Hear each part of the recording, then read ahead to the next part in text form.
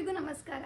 ಈ ಹೊತ್ನಾಗ ನಮ್ಮ ಜೊತೆಗಿರುವಂಥ ಹೊತ್ತಿಗೆ ಮುರಿದ ಬೊಂಬೆ ಬೀಚಿಯವರ ಒಂದು ಪುಸ್ತಕ.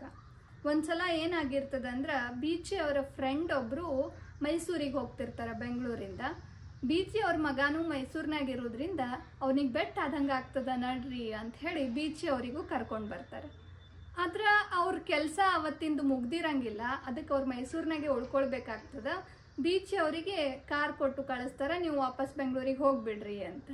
ಆದ್ರೆ ಆ ಕಾರ್ ಡ್ರೈವರ್ಗೆ ಬೀಚಿಯವ್ರು ಎಲ್ಲಿ ಉಳ್ಕೊಂಡಾರ ಅನ್ನೋ ಅಡ್ರೆಸ್ ಸಿಗ್ಲಾರ್ದಕ್ಕೆ ಹುಡ್ಕಾಡಿ ಅವನು ಬೀಚಿಯವ್ರಿಗೆ ಮೈಸೂರಿನಾಗೆ ಬಿಟ್ಟು ಹೋಗ್ಬಿಡ್ತಾನೆ. ಅವರು ತಮ್ಮ ಮಗನ ಹಾಸ್ಟೆಲ್ ರೂಮ್ನಾಗ ಉಳ್ಕೋಬೇಕಾಗ್ತದೆ.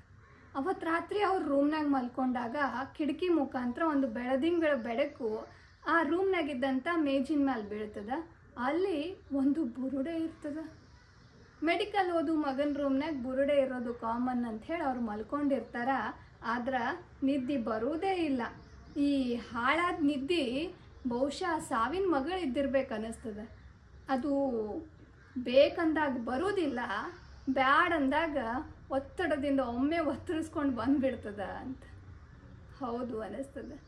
ಹಾಗೆ ಮಾತು ಹೇಳ್ಕೊತ ಬೀಚಿ ಅವರು ಆ ಬುರುಡೆ ಬೀಚಿಯವ್ರ ಜೊತೆ ಮಾತು ಹೇಳಕ್ಕೆ ಆರಂಭ ಮಾಡ್ತದೆ. ಯಪ್ಪ, ಇವರು ಒಂದು ಕ್ಷಣ ಭಯಕ್ಕೆ ಭೀತರಾಗ್ತಾರೆ.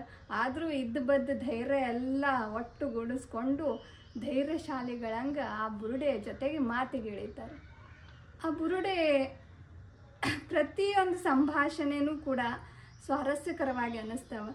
ಬುರುಡೆ ಮಾತಾಡ್ಸ್ಕೊಂತಿದ್ದಾಗ ಇವರು ಒಂದು ಸಲ ಶಾಕ್ ಆಗಿ ಕಲ್ಲು ಕಂಬದಂಗೆ ನಿಂದಿರ್ತಾರೆ.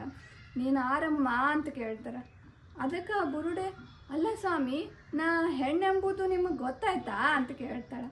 ಅವಾಗ ಬೀಚಿಯವ್ರು ಚಿಕ್ಕದಾಗಿ ನಕ್ಕು, ಅಲ್ಲ ಅದನ್ನು ಪತ್ತೆ ಹಚ್ಚಲಿಕ್ಕೆ ಶರ್ಲಾಕ್ ಹೋಮ್ಸ್ ಬೇಕೇನು?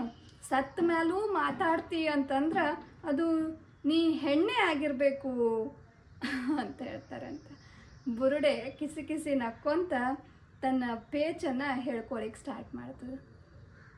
ಒಬ್ಬ ಹೆಣ್ಣು ಸತ್ತು ಸುಮಾರು ಕಾಲ ಆದ ಕೂಡಲೇನು ಆಕೆ ಅಳಲನ್ನು ಗೋಳನ್ನು ಕೇಳಲಿಕ್ಕೆ ಒಂದೇ ಒಂದು ಕಿವಿ ಆಕೆಗೆ ಸಿಕ್ಕಿರೋದಿಲ್ಲ ಅಂತ ಆ ಹೆಣ್ಣಿನ ಬುರುಡೆ ತನ್ನ ಯಾವುದೋ ಕಾಲದಲ್ಲಿ ಗತಿಸಿದ ಬದುಕಿನ ಕಷ್ಟದ ದಿನಗಳನ್ನು, ಆಕೆಯ ಬದುಕನ್ನು ಆ ಬೀಚಿಯವ್ರ ಹತ್ರ ಹೇಳ್ಕೊಂತ ಹೋಗ್ತಾಳೆ. ಅದೆಲ್ಲ ಕೇಳ್ಕೊಂತ ಬೆಳಗ್ಗೆ 7 ಆಗ್ತದ, ಅಲಾರಾಮ್ ಹೊಡಿತದ, ಟೈಮ್ ನೋಡ್ತಾರೆ 7 ಆಗಿರ್ತದ. ಈ ಮಕ್ಕಳಿಗೆ 7 ಕೇಳಲಿಕ್ಕೂ ಅಲಾರಾಮ್ ಬೇಕಾ ಅಂಥೇಳಿ ಬೀಚಿ ಅವ್ರು ಗಾಬರಿ ಆಗ್ತಾರೆ. ಆವಾಗ ಅವ್ರ ಮಗ ಹೊರಗಿನಿಂದ ಬರ್ತಾನೆ. ಭಾಳ ಕಡೆ ನಗಸ್ಕೊಂತ ಈ ಜಗತ್ತಿನೊಳಗೆ ಸಾಕಷ್ಟು ಹೆಣ್ಮಕ್ಳು ಇವತ್ತಿಗೂ ಅನುಭವಿಸ್ತಿರುವಂಥ ಪಾಡನ್ನು ಈ ಪುಸ್ತಕದೊಳಗೆ ನಾವು ಓದ್ಲಿಕ್ಕೆ ಸಿಗ್ತದೆ.